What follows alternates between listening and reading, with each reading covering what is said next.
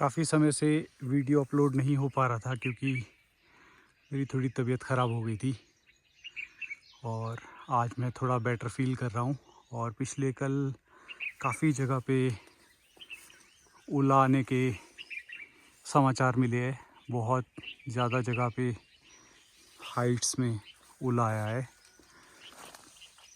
तो ऐसे में अगर आप प्लांट को उस स्ट्रेस से निकलने के लिए, ड्रॉपिंग को रोकने के लिए कोई अगर स्प्रे करना चाहते हैं तो बेस्ट है कि आप ऐसे समय में एमिनो एसिड करें।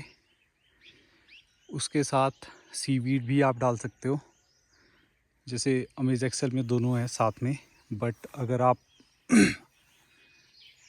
आप अमेज एक्सेल अफोर्ड नहीं कर सकते हो तो आप नॉर्मल एमिनो एसिड सस्ता वाला और उसके साथ कोई मार्केट से सीवीड लेके जो उसके स्ट्रेस को थोड़ा सा कम कर दे, जो कि हीलिंग की वजह से हुआ है। पत्ते फट गए हैं। फ्रूट डैमेज से प्लांट को इतना फ़र्क नहीं पड़ता है, लेकिन जो लीव्स हल्के हल्के फट जाते हैं ऐसे ओलों की वजह से, इसकी वजह से प्लांट को काफ़ी स्ट्रेस हो जाता है। तो उसके लिए इम्पॉर्टेंट है कि आप सीवीड का इस्तेमाल करें, सीवीड की स्प्रे करें ऐसे समय में। और उसके साथ मोलेसिस, मतलब कि काला वाला गुड़ अगर आपको मिल जाए बेस्ट रहता है, 2 किलो पर ड्रम। तो क्योंकि प्लांट थोड़ा स्ट्रेस में भी है, अपना फूड भी अच्छे से नहीं बना पाता है, ऐसे में फोटोसिंथेसिस प्रॉपर नहीं होता है। तो आप कोशिश कीजिए कि ये 3 जो न्यूट्रिशन है एकदम से ही आप इनको अप्लाई कर दीजिए। डे कंडीशन में न्यूट्रिशन को अप्लाई करने का कोई ज़्यादा महत्व नहीं है, क्योंकि डे कंडीशन में अपटेक जो है वो लीफ के थ्रू बहुत वीक होती है, स्लो होती है। तो सुबह और शाम में आप ये न्यूट्रिशन ज़रूर डालें अगर आपके ओला आ रहा है। और अगर अभी नहीं आया है तो भी आप अपने पास इन न्यूट्रिशन का इंतज़ाम रखिए, ताकि आप जब जैसे ही ओला आए तो आप एकदम से एग्रेसिवली एक्टिव होके न्यूट्रिशन का इस्तेमाल करके प्लांट की हेल्थ को इम्प्रूव करें वापस। और रिवाइव होने के बाद प्लांट जो है वो वापस अपनी नॉर्मल प्रोग्रेस में आ जाएगा।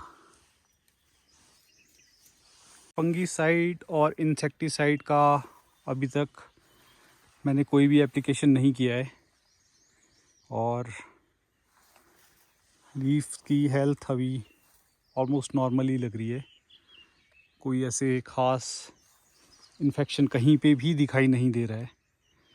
और सिस्टेमिक फंगीसाइड को मैं अवॉइड करता हूँ, ताकि सॉइल की जो बायोलॉजी है जिसको हम बिल्ड कर रहे हैं उस पर कोई इम्पैक्ट ना पड़े।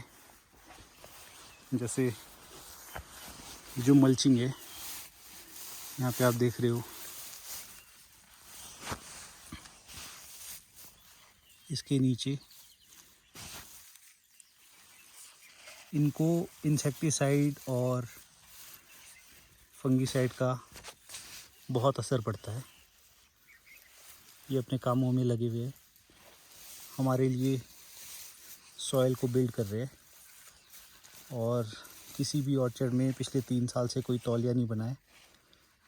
आप मिट्टी देख सकते हो।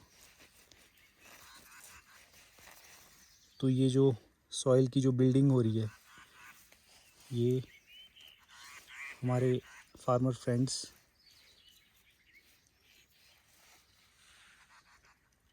लगे हुए हैं ये करने।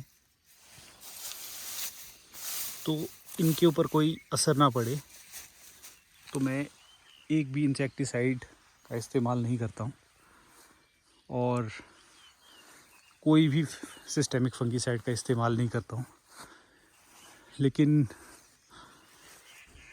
कॉन्टैक्ट फंगीसाइड मॉनसून आने के पहले स्टार्ट हो जाता है ताकि अर्ली लीफ फॉल ना हो।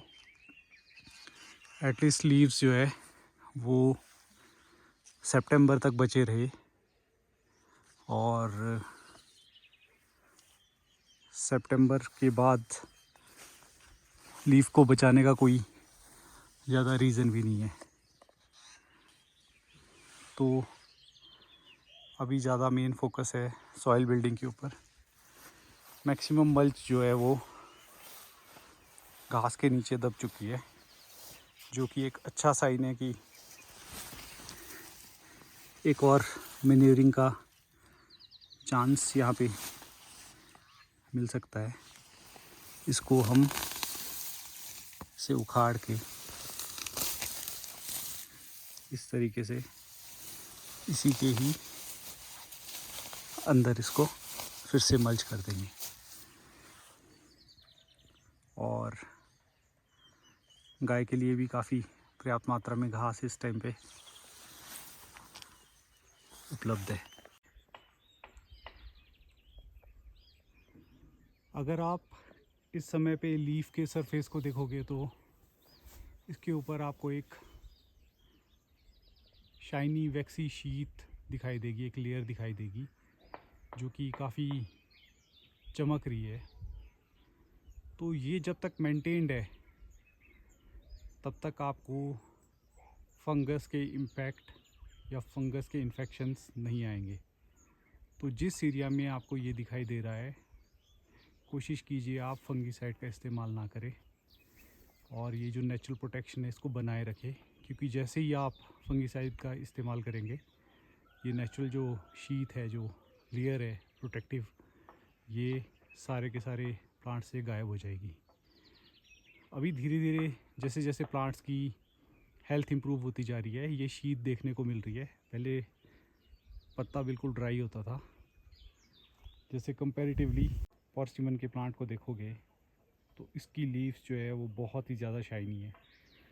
और अगर हम सेब के पेड़ों में भी optimum level of nutrition manage करके इस तरीके की शीट लेके आएँ तो हमें धीरे धीरे फंगीसाइड की इस्तेमाल की ज़रूरत नहीं पड़ेगी। सिमिलरली आप नाशपाती में भी देख सकते हो, इसकी जो लीव्स है वो काफ़ी शाइनी रहती है।